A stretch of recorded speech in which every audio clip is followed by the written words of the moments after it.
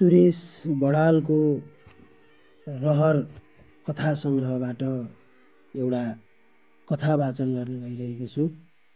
कथाको शीर्षक छ घर छाड्ने योजना। मैले घर छाड्ने भएँ, तर छाडेर जाने कहाँ? 10 वर्षको सिङ्गाने खुच्चे कहाँ जाओस्?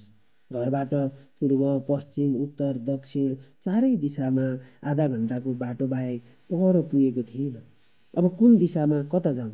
दिनभरि त जहाँ पुग्छु पुगौँला, हिँडौँला, तर घाम फुत्त डाँडा पारी खसेपछि झ्याप्पै साँझ पर्छ। अनि कहाँ बस्नु? अझ त्यसपछि कालो अनुहार लगाएर डरलाग्दो रात आउँछ। अनि कसको घरमा पस्नु? अर्काको घरमा बास माग्नुपर्ने अवस्थाको ज्ञान हुँदो हो त म घरै किन छाड्थेँ र? यी सब सम्भावना थाहा पाउँदै त म बाको गाली पचाएर चुपचाप घर बस्ने थिएँ। तर म त मन भारी बनाएर घर छाड्ने भएँ। मलाई आफू गुटुटु गरेर भुइँतलामा धुलो झार्दै कुदेका चोटा कोठा आफ्ना लागेनन्। आमाले चप्पल अलि परै खोलेर आइज भन्दा पनि नटेरेर पट्यास पट्यास चप्पल पड्काउँदै पसेको भान्सा कोठा आफ्नो लागेन। मलाई त घरका आँगन, पिँढी, भित्ता, दलिल सबै बाका लागे, आफ्ना लागेनन्। मलाई आफूले लगाइराखेको सुकिलो लुगामा पनि बाको पसिना गनायो। त्यही भएर मलाई बाको सकथोक बाकै घरमा छाडेर हिँड्ने मन भयो। बाले साह्रै चित्त दुखाइदिएका थिए। मन कुँडिएको थियो। तर हेरेको थिएँ भने ऐना, म देख्ने थिएँ काटीकुटी बाको जस्तै अनुहार। म कसरी छोड्न सक्थेँ उक्काएर बाको अनुहार आफ्नो खप्परबाट? ऐना हेरेको थिइनँ र पो म निबुवा निचोर्दा चाउरिने हत्केला जस्तो चाउरिएको मन बोकेर घर छाड्ने भएँ। बाले बेस्सरी हकारेका थिए। त्यति त सहेकै हो समय। अलिअलि कुट्थे, त्यो पनि पचिरहेकै थियो। तर आज गाला रन्किने गरी निर्मम कुटे। यो भने नयाँ भएको थियो। यस्तो विशेष परिस्थिति नआएको भए म बस्ने थिएँ आफ्नै घर ठानेर। तर मैले आफ्नो घर ठानेर बस्ने अनुमति गुमाइसकेको थिएँ। घर छाड्ने मन बनाइसकेको थिएँ। मेरो घरमा बस्नु पर्दैन यस्तो चोर। आज पसलको सामान चोर्छ, भोलि चक्कु बोकेर बटुवाको खल्ती काट्छ, पर्सि खुकुरी बोकेर बजारमा डकैती गर्छ। यस्ता मान्छेलाई भात खुवाएर पाल्न सक्दिनँ म। यति वाक्य बोलिरहँदा गाला रातै हुने गरी बाले मलाई गोदिरहे। भिक्का रोक्दै मैले सहिरहेँ। मलाई त आमा पनि आफ्नै लाग्थे, तर आज आफ्नो लागेन। मेरो गालामा बाको मोको हत्केलाको प्रहार गर्दा पर्दा पनि उनी मौन बसिरहिन्।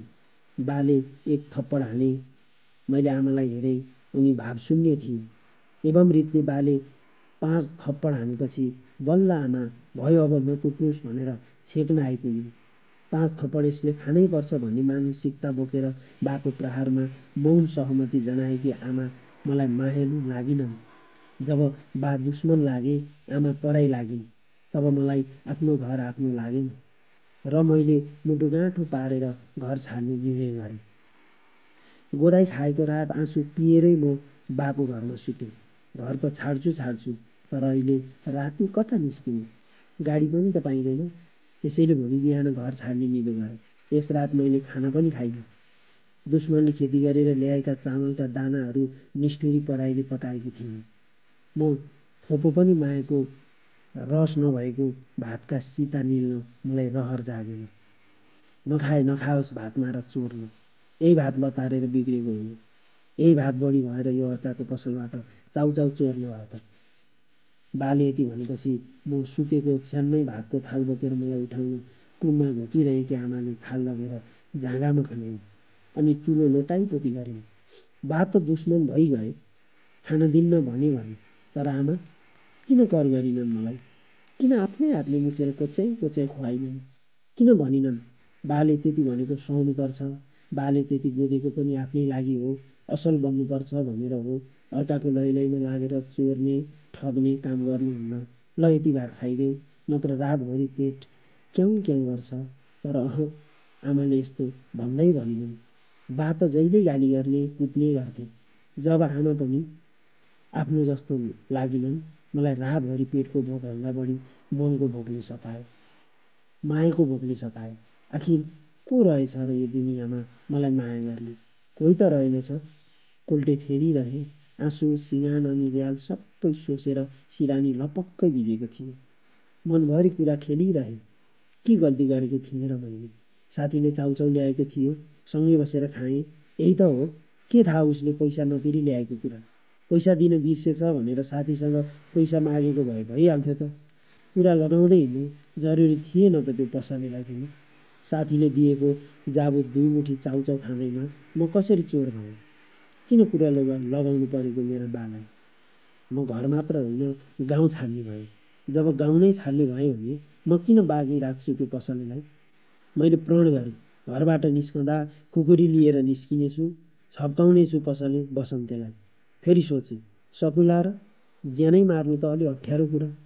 त्यसमाथि म फुच्चे मान्छे, उल्टै खुकुरी खोसेर मलाई नै छप्कायो भने धन्न यस्तो विचार आयो र त मैले बसन्तेलाई नमारी गाउँ छाड्ने भएँ।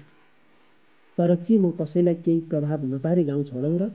बदला नलिइकन त म कसरी गाउँ छोड्नु? ढुङ्गा या चिरपटले हिर्काएर भाग्नेछु बसन्तेलाई। ऊ मलाई लखेड्दै पछि पछि आउन सक्छ। त्यसैले मैले चिरपटको पहिलो प्रहार उसको घुँडामा गर्नुपर्छ। त्यसो भयो भने ऊ मलाई लखेड्न आउन सक्दैन।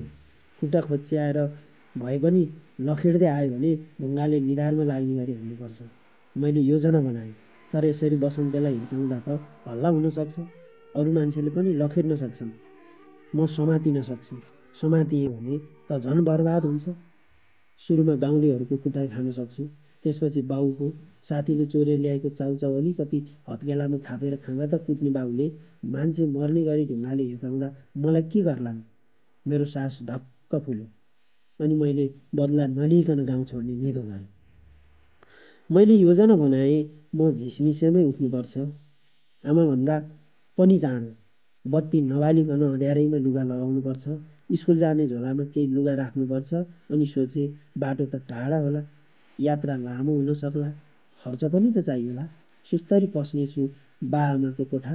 ढोका छेउैको किलोमा झुन्डिरहेको हुनेछ बाको कमिज। त्यसैको खल्ती खाली गर्नेछु। तर कमिज खस्यो भने ढोकामा चुपुल छैन, त्यो त थाहा छ। तर ढोका ठेल्दा चुई गरेर बज्यो भने बाको निन्द्रा खुलिसकेको रहेछ भने म फेरि नर्भस भएँ। झन् कति खाने होला गोदाई। बरु उज्यालो भएपछि निस्कँदा बेस होला। स्कुलबाट सोझै भाग्दा ठिक होला।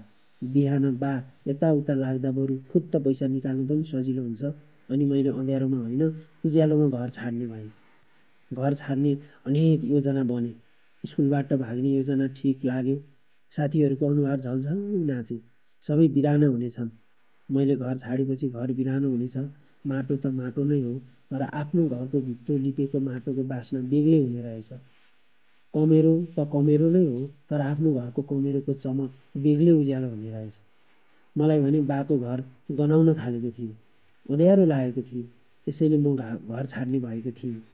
गाउँ त गाउँ नै हो, तर आफ्नो गाउँमा शिर बलियो गरी ठाडो हुँदो रहेछ। छाती फराकिलो भएर फैलिएको रहेछ। तर मलाई मेरो गाउँमा आफ्नो शिर निहुरिएको महसुस हुन थालेको थियो। चौतारोमा बसेर उत्तम र मैले चाउचाउ खाइरहँदा बसन्तेले पछाडिबाट उत्तमको कठालो च्याप्प समात्दै भनेको थियो, चोर सालेहरू पख तिमीहरूका बाउहरूलाई नभन्दी। अनि उत्तमको गाला निलो हुने गरी हिर्काएको थियो। मैले घरबाट ल्याएको हो भनेर उत्तमले झोलाबाट निकालेको वाइ वाइ चाउचाउ अलिकति मेरो मुखमा थियो। मलाई निलुकी ओकल्नु भएको थियो। तर स्वाद मिठो भएर होला चाउचाउ सुस्तरी घाँटीबाट पेटतिर ओर्लिएको थियो। चोरको पगरी गुथिएको भएर होला छाती साँगुरिएको थियो। त्यसैले त म गाउँ छाड्ने भएको थिएँ। पखेरामा बाँदरका बथान आएर खेले झैँ कुराहरू कहिले सोचको यो हाँगामा आएर खेल्थे, कहिले तर्कनाको त्यो हाँगामा गएर झुन्डिन्थे। यसरी कल्याङ मल्याङ गरे एकछिन, अनि कता गए हराए, म निधाएँ। होइन, स्कुल जाने बेला भइसक्यो, अझ उठ्दैन त यो। आमाको आवाज कानमा आएर ठोकिएपछि बिउजिएँ। रेडियोमा 8 बजेको अङ्ग्रेजी समाचार बजिरहेको थियो।